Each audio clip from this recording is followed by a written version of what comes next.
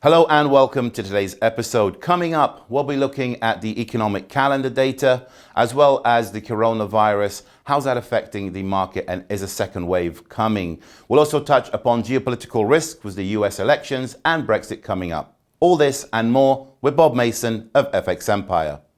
This is your Midweek Market Drivers.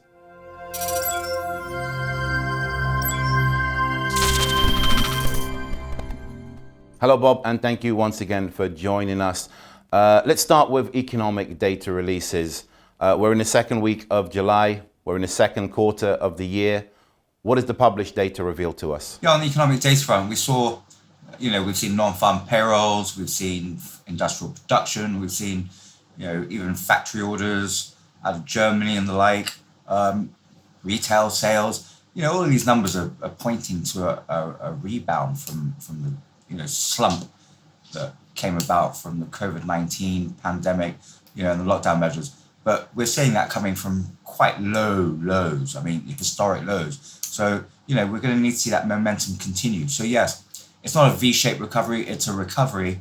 If we get a similar numbers in July, for July, then, we may then begin to argue the case for a V-shaped recovery. But when you look at the pandemic, and economies having to reintroduce lockdown measures in certain areas, that V-shaped recovery is looking threatened. So while the markets have been optimistic, and we're seeing, obviously equity markets on the move following, the second quarter surge, there is some caution, and we're going to have a plethora of data, next week to consider after a quiet week this week, and that will really start to begin to tell whether we're going to see sustained recovery or if that was just a one-off bounce. So the markets are bound to be prepared, should we say, for a second wave of coronavirus and how they'd react to that. But how about the geopolitical climate at the moment? How's that looking? Yeah, on the geopolitical risk front, obviously we've got Brexit, which we'll talk about shortly, I guess. The reality is, though, US-China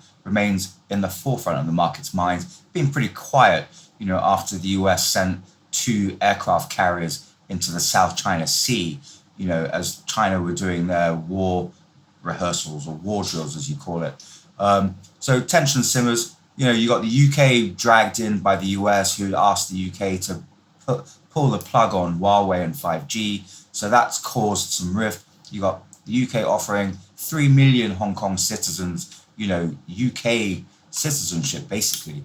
So that's also riled, the Chinese government, Beijing, and the ambassador sent his warning, this week to the UK government. So it's all kicking off. So, we're not going to see, people taking sides or anything on a more global level. But obviously, when you're looking for a rebound in the economic recovery and you need trade, China needs to be there. And ironically, even though there's so much friction, the US are asking China to ramp up imports of, the likes of soybean and stuff. So it seems to be a little bit of, arm flexing at the moment, but need to keep an eye on it. With the US elections coming up in November, they are bound to have an important role to play in how the markets react. But regarding Brexit, how are we looking on that side? And are there any developments that we should be looking out for?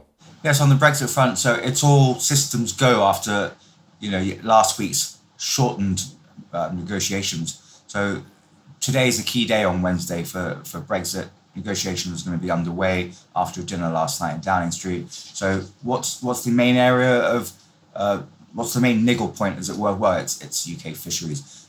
By hook or by crook, climate change has given the UK warmer waters. The fish prefer those warmer waters, so the UK have more fish. French fishermen want access to that fish that used to be in French waters. So that's the sticking point. And if there's no agreement on fisheries, then there's no trade agreement, and then that's a hard Brexit. So obviously that's key today, and there was talks of the EU willing to compromise. How much of a compromise remains to be seen. So that's been supporting the pound. So expect the pound to get some moves this week. Zonal attachment is what they're talking about, how long the fish has been living in UK waters, and then they would give access depending on scientific data. Seems quite scientific to me, and complicated. But so that's what's going on Brexit. Hard Brexit remains in focus, and a likelihood if you look at what's been going on in terms of negotiations. EU compromise, well, then things really will turn around. That pound's really going to rocket. So keep an eye on that in the next couple of days. Well, that's all for today, Bob. Thank you so much. It's always a pleasure, and I'll see you again next time. That was the Midweek Market Drivers with Bob Mason of FX Empire. But in the meantime, if you would like to keep up to date with all the latest information and developments in the market, don't forget to follow us on all our social media outlets.